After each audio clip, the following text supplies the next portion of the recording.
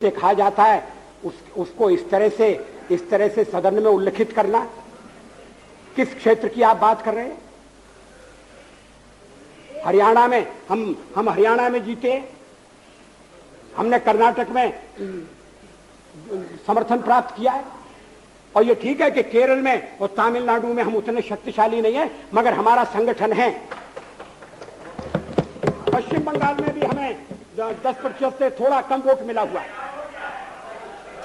अगर आप वोट की बात करते हैं तो फिर 10% वोट की बात करिए।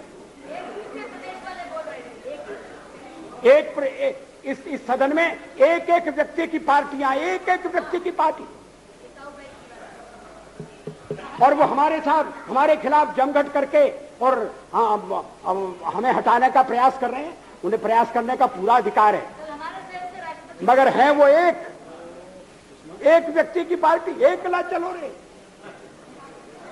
और चलो एकला अपने चुनाव क्षेत्र से और दिल्ली में आकर हो जाओ इकट्ठे रे। किस लिए इकट्ठे हो जाओ? देश के भले के लिए। स्वागत है, हम भी अपने ढंग से देश की सेवा कर रहे हैं।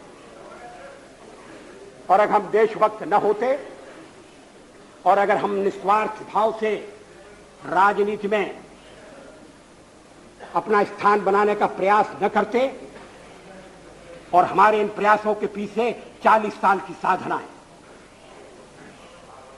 ये कोई आकस्मिक जनादेश नहीं है, कोई चमत्कार नहीं हुआ है। हमने मेहनत की, हम लोगों में गए, हमने संघर्ष किया है। पार्टी 365 दिन चलने वाली पार्टी है। ये कोई चुनाव में कुकुर मुक्के की तरह से खड़ी होने वाली पार्टी नहीं है।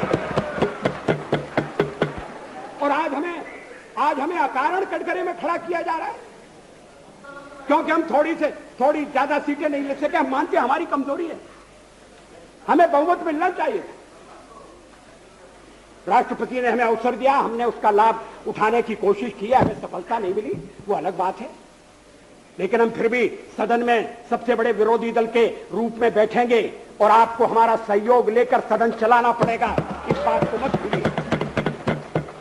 मगर सदन चलाने में और ठीक तरह से चलाने में हम आपको पूरा सहयोग देंगे, ये आपको आश्वासन देना चाहते हैं। मगर सरकार आप कैसी बनाएंगे, वो सरकार किस कार्यक्रम पर बनेगी, वो सरकार कैसी चलेगी, मैं नहीं जानता। लेकिन जहां तक दलितों का सवाल है, शेड्यूल कास्ट के टोटल मेंबर्स हैं 77, और उनमें से 29 मेंबर्स बीजेपी के चुने गए।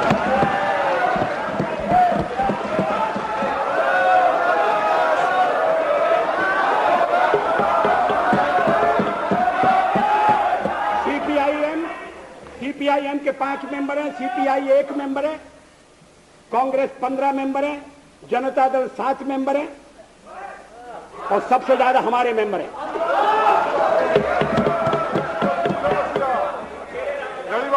और एसटीसी में भी, शेड्यूल ट्राइब्स में भी total number of seat is 41, BJP 11। हमारा जनाधार नहीं है, हमें लोगों का व्यापक समर्थन प्राप्त नहीं है। अगर आप हमें छोड़कर सत्ता बनाना चाहते हैं और आप समझते हैं कि वो सरकार टिकाऊ होगी, मुझे तो उसके टिकने के लक्षण नहीं दिखाई देते। वो पहले तो उसका जन्म लेना कठिन है, जन्म लेने के बाद जीवित रहना कठिन है। और ये सरकार अंतर विरोधों में घिरी हुई देश का कितना लाभ कर सकेगी, ये एक प्रश्नवाचक चिन्ह है। हर बात के लिए आपको कांग्रेस के पास दौड़ना पड़ेगा, और जब आप उन पर निर्भर हो जाएंगे, अभी तो मैं नहीं जानता, पहले चर्चा हुई थी, कुछ शर्तें लगाई जा रही, फिर चर्चा हुई कि कोऑर्डिनेटिंग कमेटी बनाना पड़ेगी। फ्लोर पर भी हम लोग कोऑर्डिनेशन करते हैं, उसके बिना तो सदन नहीं चलता। आप सारा देश चलाना चाहते हैं, बड़ी अच्छी बात है, हमारी शुभकामनाएं आपके साथ हैं। हम अपने देश की सेवा के कार्य में जुटे रहेंगे। हम संख्या बल के सामने सर झुकाते हैं और आपको विश्वास दिलाते हैं कि जो कार्य हमने अपने हाथ में लिया है वो जब तक राष्ट्रीय उद्देश्य पूरा नहीं कर लेंगे तब तक विश्राम से नहीं बैठेंगे, तब तक आराम से नहीं बैठेंगे। अध्यक्ष महोदय, मैं अपना त्यागपत्र राष्ट्रपति महोदय को देने जा रहा हूं।